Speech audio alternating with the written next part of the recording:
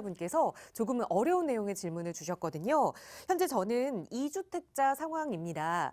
지금 이 상황에서 한 채를 새롭게 매수한 후에 한 채를 중과세를 받고 매도하면 나머지 주택을 일시적 2주택으로 만들어서 기존 종전 기산일 기준으로 비과세 혜택을 받을 수 있다는 소문을 들었습니다. 제가 이런 혜택을 받을 수 있을까요? 라고 세금적인 질문을 해주신 거거든요. 그러니까 지금은 일시적 상황도 아닌 그냥 2주택 상황이신 것 같아요. 어떻게 하면 비과세 혜택을 조금 더 효율적으로 받을 수 있는지 한번 소장님과 따져볼게요.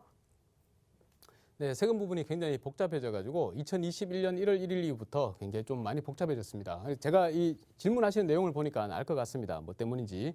한때 그랬습니다. 2021년 1월 1일이 지나가지고 두 채를 보유하게 되면 우리가 한 채를 매도를 하거나 일시적 2주택은 상관이 없지만 그게 아니고 두 채를 보유하고 있게 되면 한 채를 매도하게 되면 중과세 그리고 또 기산일이 바뀌어버려가지고 기존에 거주하고 있던 주택까지도 다시 또 2년을 거주를 해야지 비과세 혜택을 받을 수 있는 그런 요건이 되었습니다. 그래서 한때 기사에도 많이 나오고 했었습니다. 두 채를 가지고 있는데 2021년 1월 1일 기준으로 두 채를 가지고 있는데 여기다가 플러스 한 채를 취득을 하셔가지고 제가 조금 더 설명을 쉽게 드리기 위해서 지금 거주하고 있는 종전주택 A, B 두 채를 보유하고 있다고 할게요. 그리고 나서 한 채 C주택을 매수를 했습니다. 만약에 매수를 하게 되면 요거는 이제 2021년 이후에 신규로 이제 매수를 하게 되고 그러면 이제 세 채가 되는 거죠. 세 채가 되는데 요 A주택이나 B주택과 이 C주택이 서로 일시적 2주택의 기간에 이제 들어와 있다고 판단을 하고 있습니다. 판단을 하게 되면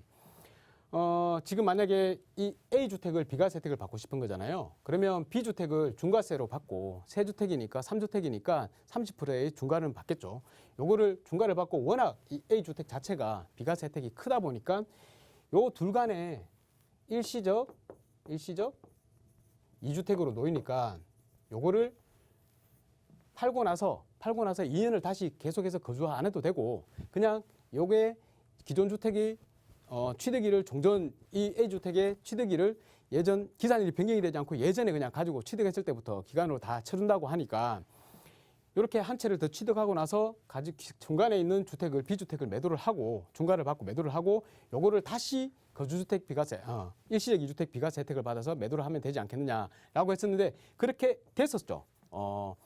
해석상 그렇게 됐었기 때문에 국세청에서도 유권 해석에 그렇게 나왔었습니다. 그런데 요게 다시 기재부에서 좀 여기 관심 있으시면 아시겠지만 기재부에서 뒤집었어요. 이거를 또 이 손바닥 뒤집듯이 탁 뒤집어 버렸습니다. 그래서 어떻게 됐냐면 기재부에서는 이전에 이게 11월 2일 날 기재부에서 유권 해석이 나왔거든요. 그래서 11월 2일 이전에 이렇게 해서 취득을 했던 분들이 기존 주택을 새로 취득하는 신규 주택과 일시적 2주택에 놓이게 되면 기산일에 변경 없이 일시적 2주택으로 해서 비과세를 주기로 했는데요.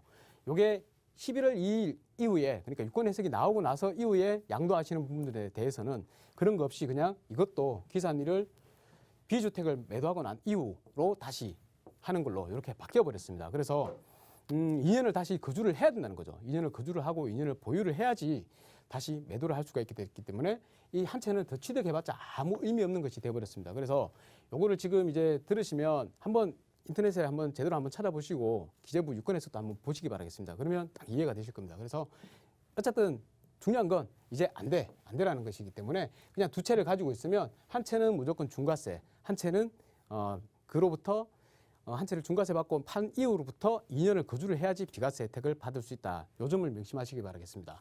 그래서 가급적이면 이렇게 생각을 합니다. 제 방송을 보시면 계속해서 이제 말씀드리는 게 어차피 가격은 오른다. 그런데 특별하게 종부세에 대한 부담이 너무 크지 않는 이상에는 가급적 그냥 어차피 지금 이렇게 되는 거 두 채를 쭉 보유하고 가시라. 그리고 한 채는 우리가 전세는 아니면 월세를 주잖아요. 임대주택으로 놓는 거잖아요. 그래서 이런 그 다주택자들이 많아지게 되면 임대 물량들이 많이 늘어난단 말입니다. 그러면 임대가가 안정이 돼요. 임대가가 안정이 되기 때문에 다주택자들이 꼭 나쁜 것만 아니다. 순기능도 있더라.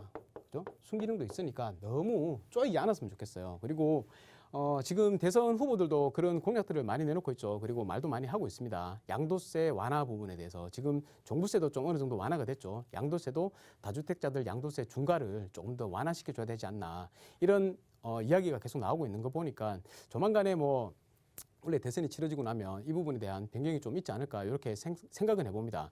뭐 그렇다 하더라도 양도세 중과가 사라지게 되면 아무래도 유통 물량이 많이 늘어나겠죠. 유통 물량이 많이 늘어나다 보니까 주택 시장이 전반적으로 좀 안정화되는 그런 상황이 되지 않을까라고 생각을 하는데 또 생각을 해보십시오. 만약에 일시적으로 양도세 중과를 완화시켜준다 그러면 시간이 지나면 그날로부터 다시 또 아파트 가격은 또 올라가게 돼 있을 것 같습니다. 우리가 겪어봤지 않습니까? 지난번에도. 그래서 일시적으로 유예해 주는 것은 바람직하지 않다. 아예 풀려면 확실하게 다 풀어줘 버려야 된다라는 게 제 입장인데요. 뭐 어떻게 결론이 날지 모르겠습니다만 결국에는 양도세 완화를 해주든 안 해주든 아파트 가격은 계속해서 올라갈 것이고요. 양도세 완화를 해주면 이 두 개 중에 그나마 시세 차익이 적은 것을 먼저 매도를 하시고 그리고 나중에 2년을 더 거주하셔가지고 종전주택의 비과세 혜택을 받는 게 가장 바람직한 방향입니다.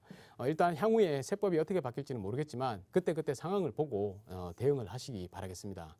어쨌든 계속해서 부동산에 관한 관심은 끄지 마시고요. 특히나 세금 부분은 굉장히 복잡해졌으니까 제가 이렇게 설명을 드리더라도 한 번 더 세무사한테 꼭 상담을 받으시기를 권해드리겠습니다. 세무사한테 상담을 받으셔야지 그걸 가지고 우리가 세무 신고도 하고요. 그렇게 할 수 있으니까 여러분들께서는 꼭 수익을 확정짓기 위해서는 세무사하고 반드시 상담을 한 번 더 해보시기를 권유를 해드리겠습니다. 감사합니다.